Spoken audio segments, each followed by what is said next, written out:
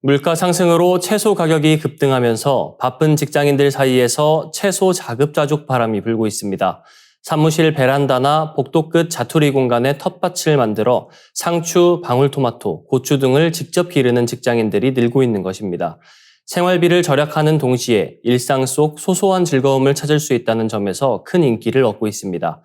실제로 최근 다이소 씨앗, 다이소 텃밭 등과 같은 검색어의 관심도가 눈에 띄게 상승했습니다. 네이버 검색어 트렌드 분석에 따르면 지난 6개월간 해당 키워드는 최고 검색량 지수를 기록했고 여전히 높은 수준을 유지 중입니다. SNS에서도 직접 채소를 기르고 인증하는 직장인들의 게시글이 활발히 올라오고 있습니다. 회사 1층 텃밭에서 키우는 상추와 깻잎이 정말 잘 자란다.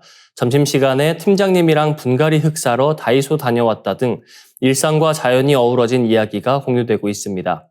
유통업계도 이런 흐름에 발맞추고 있습니다. 다이소는 바질, 무, 대파, 적상추, 깻잎 등 각종 채소 씨앗을 1,000원에 판매하며 3리터 원예용 흙과 화분 세트도 2,000원 이하 가격대로 제공하고 있습니다. 다이소 관계자는 소비자들이 누구나 손쉽게 식물을 키울 수 있도록 관련 제품 라인업을 강화하고 있다고 전했습니다.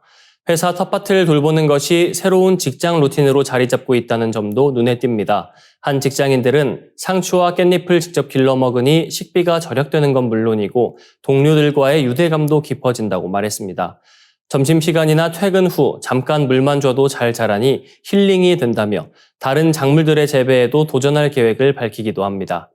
사무실 베란다에서 고추를 기르는 한 네티즌은 재미삼아 시작했으나 지금은 수확한 고추로 간단한 반찬도 만들고 있다며 매일 자라는 모습을 보는 재미가 쏠쏠하다고 했습니다. 최근에는 무화과처럼 다소 생소한 작물을 키우며 채소에 이름을 붙이는 애착 채소 문화까지 생겨나고 있습니다. 이 같은 현상은 심화되는 베지플레이션, 즉 채소 가격의 급등과 밀접한 관련이 있습니다. 통계청 발표에 따르면 2025년 3월 기준 무 가격은 전년 대비 86.4%, 배추는 49.7%, 양파는 26.9% 상승했습니다.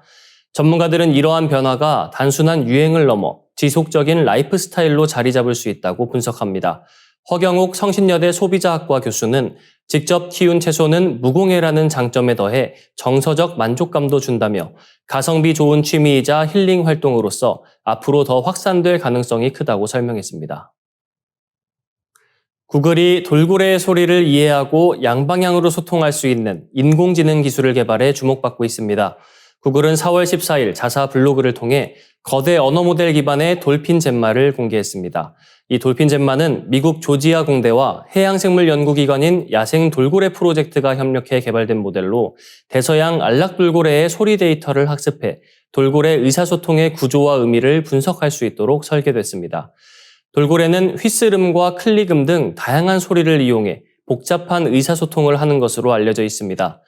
특히 야생 돌고래 프로젝트는 40년 넘게 바하마 인근 해역에서 돌고래의 개별 행동과 소리를 기록해왔으며 어미 돌고래가 새끼를 부를 때 사용하는 휘스름이나 싸움 중 발생하는 파열음 등을 밝혀내는 성과를 거둬왔습니다.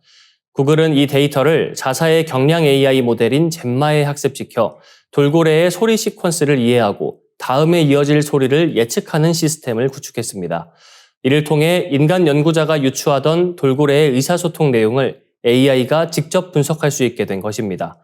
더 나아가 구글은 돌고래가 이해할 수 있는 새로운 소리를 합성하고 이를 물체나 행동으로 연결해 돌고래가 인간의 신호를 학습할 수 있도록 유도했습니다. 예컨대 새롭게 만든 휘스름을 해초와 연결하고 인간이 해당 소리를 통해 해초를 얻는 모습을 시연함으로써 돌고래가 이를 모방해 새로운 방식으로 요청할 수 있도록 한 것입니다. 이러한 기술은 소형화에도 성공했습니다. 돌핀 잼마는 4억 개의 파라미터로 구성돼 일반 스마트폰인 구글 픽셀 기기에서도 구동이 가능합니다. 이는 기존의 소형 언어 모델들이 70억 개 내외의 파라미터를 갖는 것과 비교했을 때도 혁신적인 크기입니다. 구글은 올 여름 돌핀 잼마를 오픈소스로 공개해 고래 소리 연구자들이 자유롭게 활용할 수 있도록 할 계획입니다. 구글 측은 비록 대서양 안락돌고래를 기반으로 학습된 모델이지만 향후 다른 해양생물 연구에도 널리 응용될 수 있을 것이라고 밝혔습니다. 이번 AI 기술은 인간과 동물 간의 소통 가능성을 한 단계 끌어올리며 AI의 활용 범위를 해양 생태계로까지 확장하는 획기적인 사례로 평가받고 있습니다. 해외 교과서에서 한국에 대한 중대한 역사 사실 왜곡이 잇따라 발견됐지만 이를 시정해야 할 제외 공간들이 사실상 손을 놓고 있었다는 소식입니다. 이는 감사원이 공개한 제외 공간 운영 실태 감사 보고서를 통해 밝혀졌습니다. 영국의 경우 일부 교과서에 한국을 동남아시아 국가로 분류하거나 한국이 마약 제조국이라는 황당한 서술까지 포함된 것으로 드러났습니다. 또한 세계 최고의 목판본인 무구정광 대다라니경에 엉뚱하게도 일본의 사진을 사용하는가 하면 일본이 4세기 한반도 남부에 식민지를 건설했다는 임나 일본부설도 여전히 버젓이 실려 있었습니다. 라오스 교과서에서도 왜곡은 심각했습니다.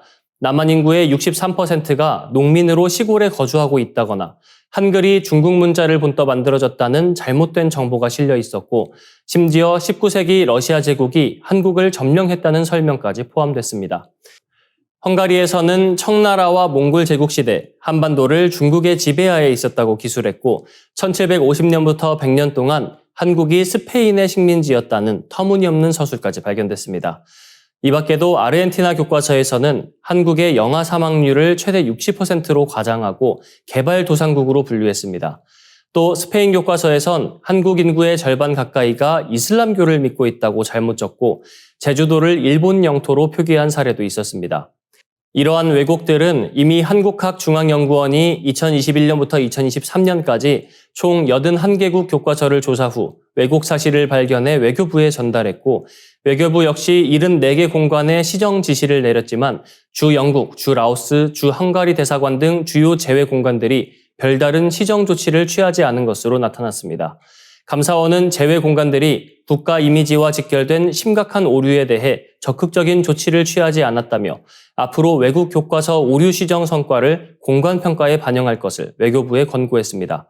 이에 대해 외교부는 감사원의 지적을 수용하며 재발 방지와 시정 조치 강화 방안을 마련하겠다고 밝혔습니다.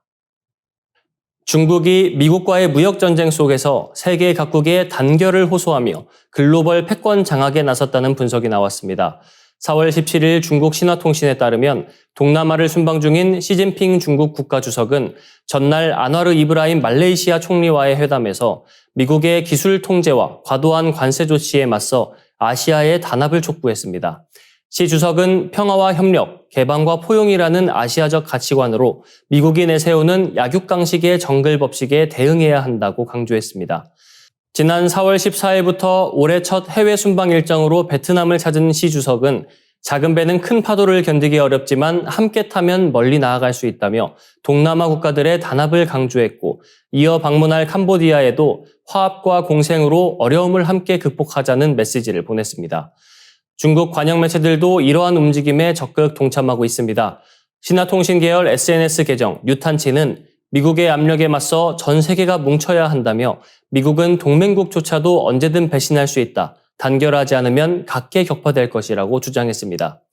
전문가들은 중국이 이러한 단결 호소를 통해 단순히 무역전쟁 승리를 넘어 아시아 및 글로벌 패권을 추구하고 있다고 분석했습니다. 미국 블룸버그의 칼럼니스트 바스와니는 중국은 미국 중심이 아닌 또 다른 아시아 질서를 원하고 있다며 트럼프 행정부의 일관성 없는 대외 정책 덕분에 중국이 오히려 국제사회 연대의 구심점으로 자리매김하고 있다고 평가했습니다.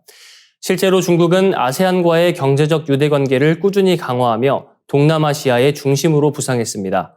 MBC 뉴스는 런던대 중국 연구소장 스티브 창의 말을 인용해 미국이 국제 질서를 파괴하는 사이 중국은 동남아 국가들의 신뢰를 얻는 데 성공했다고 전했습니다. 중국의 다음 목표는 유럽이라는 분석도 나옵니다. 최근 중국과 유럽연합은 과거의 갈등을 뒤로하고 중국산 전기차 고율관세 폐지를 위한 협상에 들어가는 등 관계 개선에 속도를 내고 있습니다. 스페인의 산체스 총리 역시 최근 중국을 방문해 시진핑 주석과 협력 확대를 다짐했습니다. 전문가들은 미국은 경제적 힘뿐 아니라 전략적 영향력을 놓고 중국과 경쟁하고 있다는 사실을 직시해야 한다며 장기 전략을 구사하고 있는 시진핑이 현재로서는 우위를 점하고 있다고 분석했습니다.